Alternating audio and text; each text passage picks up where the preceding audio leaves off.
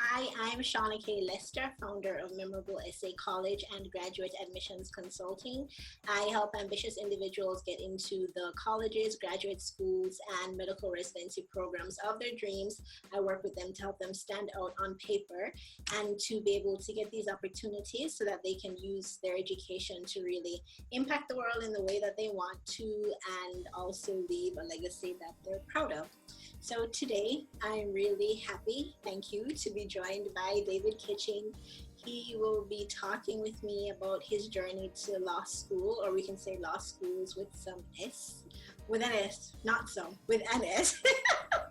His journey to law schools and also leaving some tips for people who are, your way back in your journey, you're doing the LSAT, you're just thinking of it. He's going to be able to provide you some guidance based on his experience, so you definitely want to stick around for that. Not this, and tell us a little bit about who you are. Sure. So my name is David Kitchen, from Jamaica, from Kingston. I spent some time living in the US, the UK, and Europe as well.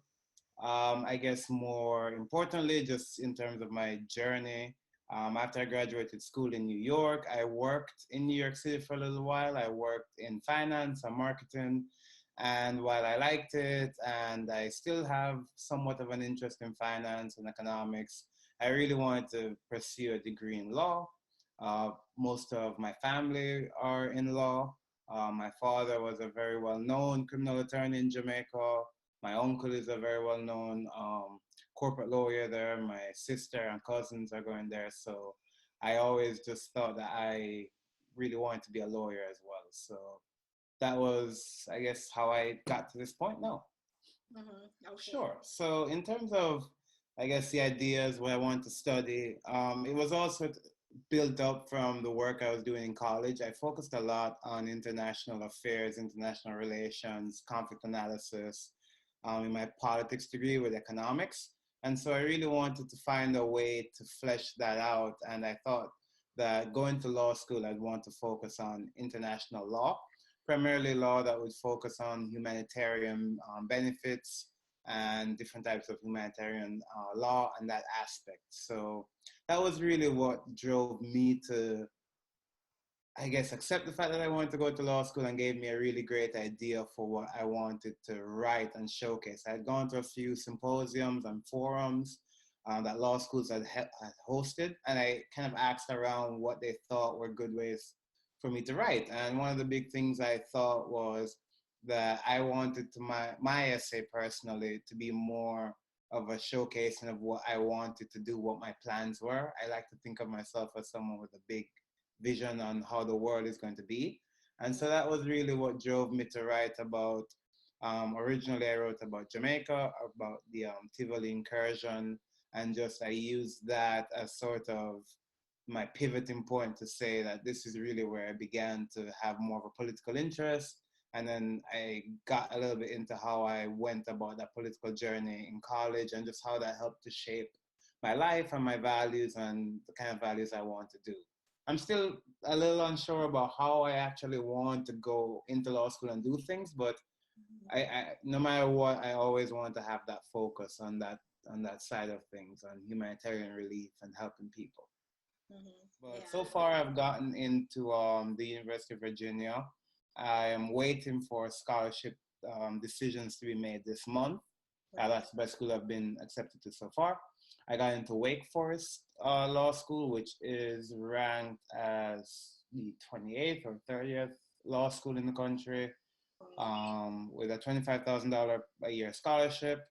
I got into American University with, I think, probably a full scholarship, but I haven't really heard back from them or checked in because that was a safety school and they had a little bit of issues a year or two ago with their actual university in general. So that made it a bit more complicated.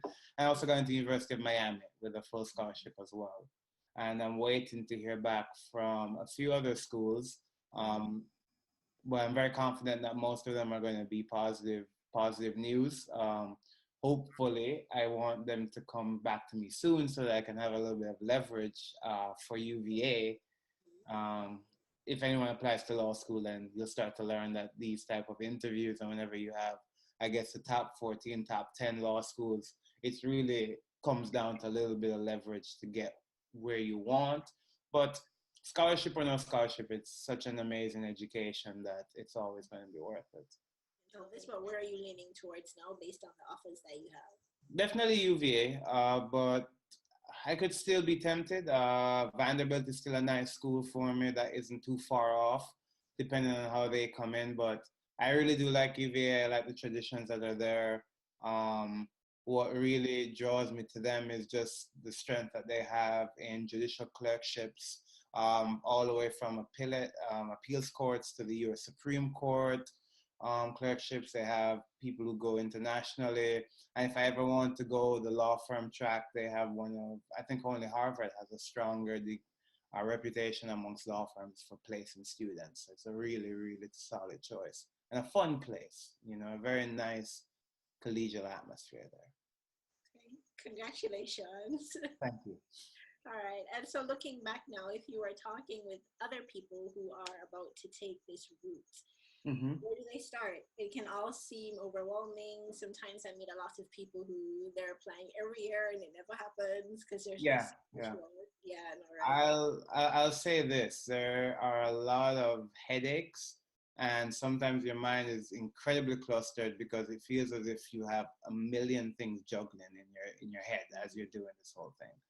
But I think the first part is that you just have to know that you want to go to law school, whether that means that you know what you want to be in the law or as a lawyer, or if you know where you want to work. All of that kind of stuff falls into play a bit later. Just know that you want to go to law school for whatever reason.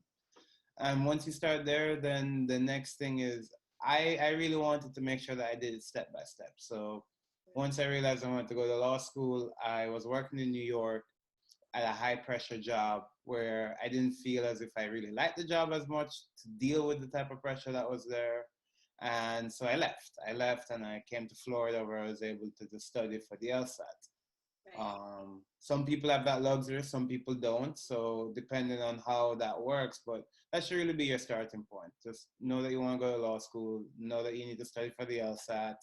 And then when it comes to the applications, I never really thought too much about them until my last LSAT in September. I took it once in June, another time in September.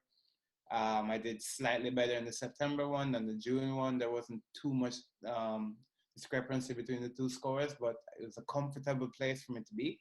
And then I started to work on the applications, and I started with a large list that I slowly chopped down a little bit, but I think it really helped me to compartmentalize the different things I did. So that's where I would say someone should do. I know a few people who tried to focus on law school applications and schools and selections while studying for the LSAT. I don't think it worked out very well for them. So definitely focus on that. So step by step. Yeah, yeah, just the idea, then LSAT. And then after that, worry about schools and where you might want to go. Because everything changes, When I got into Miami, I thought, okay, I was trying to give myself excuses and reasons as to why Miami could work.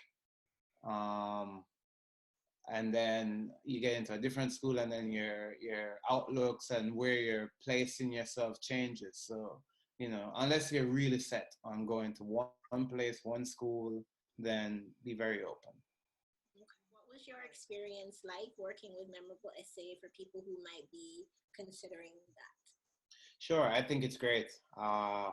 For me, it really helped just because I'm a very talkative person, if no one can pick that up.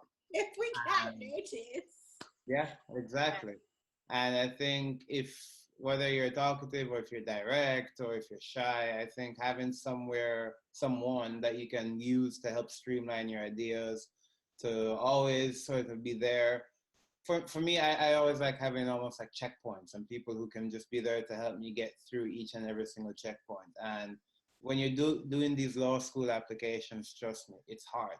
Okay, it's not like a college application where you write one essay and it's always the same. I mean, you have to actually find the schools that you want, and then each of those schools are going to be a little bit different here and there. And even though those seem like small nuances, they're huge when you're trying to juggle applying for 10, 15 schools, and each of them is important to you. So using your service really helped me organize all of my thoughts. It helped me push myself and push my writing to the level that it needed to be to appeal to these schools. And I can be very honest in saying that with the, for me, and I spoke with people at my admissions places, and my LSAT score was good, but it wasn't, world beaten by any means. It wasn't too far off, but it wasn't some a genius score. Let's put it like that. I didn't have the greatest GPA in school. Granted, I had a very good GPA for the major that I worked in, which helped because my S my application, sorry, really depended on two things. It depended on my recommendations, which were really stellar, and then it depended on my essays on those materials, which even people in admissions who I met outside of the school, especially with UVA, where I knew a lady before, and then I meet them later on, it's always like, when we read your essay, that's what told us that you want to be in law school. And so having an essay that you're comfortable with and you leave the other things up to chance. I mean, maybe in terms of the specs, maybe the specs don't all equal, okay, top 10 law school. But if you go in there with knowing that you're comfortable in what other people are going to say about you, but then the material that you have is solid, well written, well reviewed, ready to go, no issues, that's a very comforting thing. And really, your service and working with Sean okay was good because it really helped me to be on that level. And it was fun because she's nice. It wasn't sitting down talking to a cold consultant who just was saying, yeah, well, do this or don't do it. I don't care. It was just more of general conversations between her and I. It was almost as if I was working with just a good friend of mine in a coffee shop, just trying to keep making an idea better and making something sound better and debating whether something was maybe like a phrase that she used and said maybe we should use this phrase, and I said, but that kind of sounds a little old, a little bit older crowd, and just working on those little things for me are very fun, and it's a good experience. David. Huh? But I'm 16. How could I ever say I anything? know, I know, I know. I'm That's still on that skedaddle. Like I hadn't heard that word in so long that it like oh.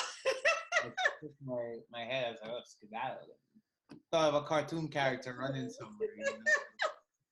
Sorry. Anyways, it's Okay. definitely it's a really great service that for me I think it really helped me make the difference. I think I could have gotten into good schools.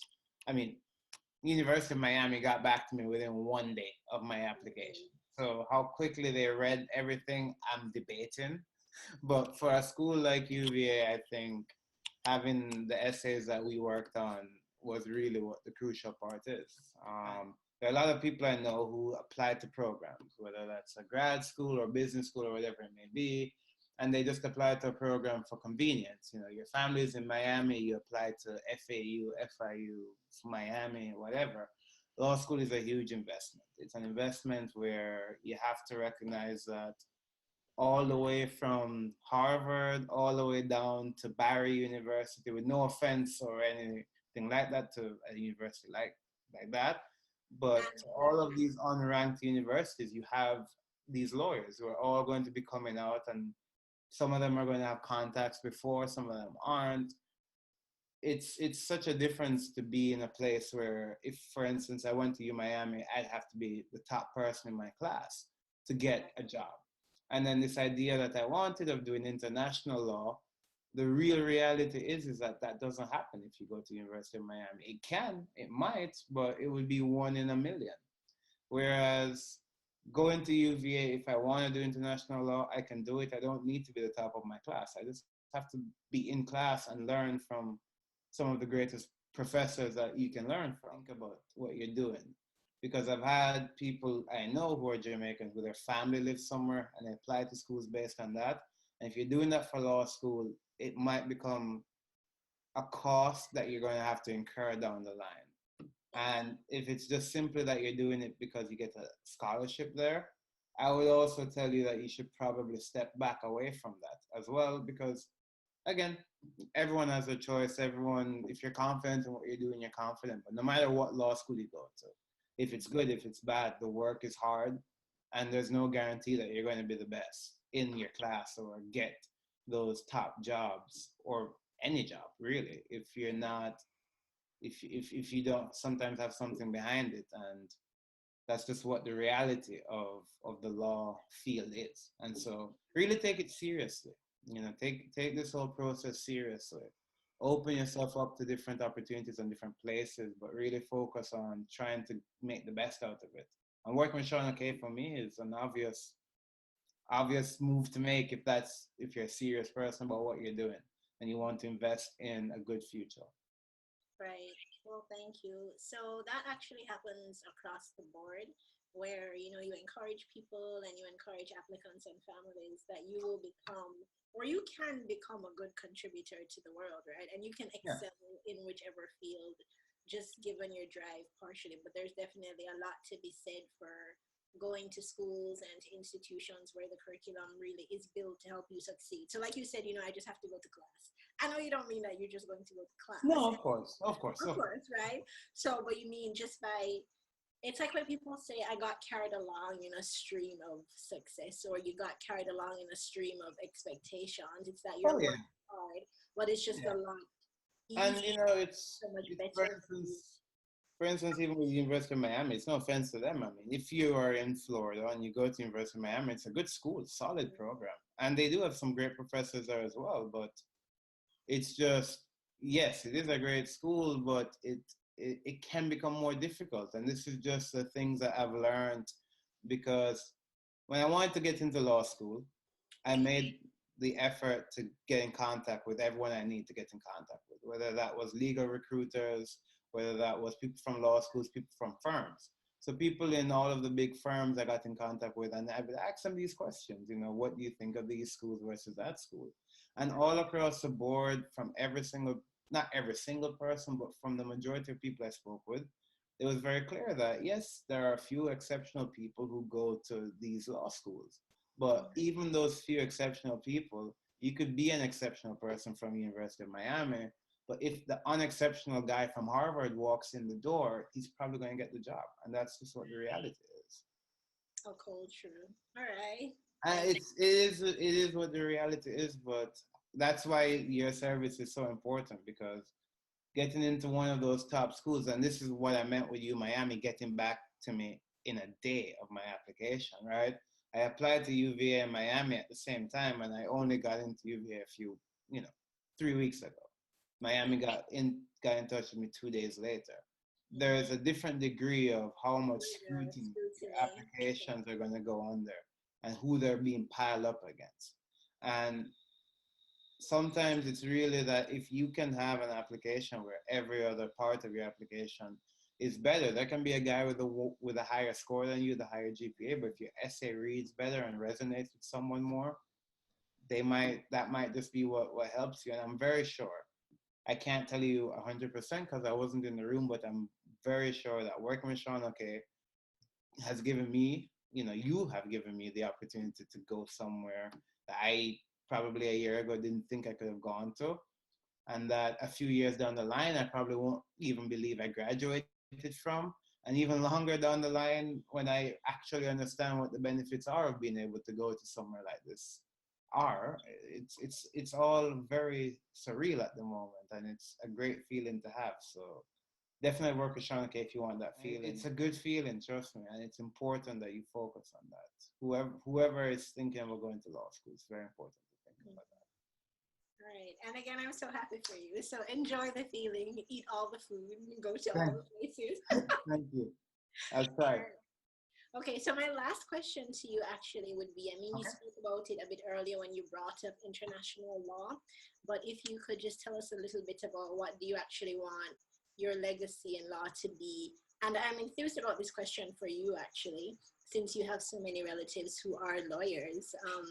True, very true. I've seen them do different things and work on different things, so I think you would know very clearly how does one really make an impact and leave a legacy in the field. And Oh so yeah. you want that legacy to be for you, David. Yeah, well, that's a hard one. I've seen two legacies, one by a aggressive litigator and the other by a steadfast, transactional, financial accountant lawyer. So they're very different. To be very honest, my legacy that I want to leave in the legal field is just whatever type of law I end up getting into, I want to use it as a vehicle to make people's lives better. For me, once I can do that, that's the legacy I want. Whether that is directly using something like international or humanitarian law, or whether that's if I take a different path and I go to a law firm and I'm doing transactional law, whether that is using the law as a way to help people. Obviously, as a transactional lawyer at a firm, it'd probably just be working with corporations. But if that even means that I can focus on corporate responsibility, corporate social responsibilities, and I can focus on establishing a foundation that I want to do. My legacy, I really want it to be focused on what I do for people and what I do for others in this world. What happens personally, if I can win some cool cases, if I have some awesome clients, it's an additional, it's a supplement onto that. But really, as long as I can make someone's life better and also be an inspiration to somebody in some way positively, then I'm pretty happy. So that's how I want my legacy to read in the legal field. But we'll see where it goes. We'll see. I'll be watching.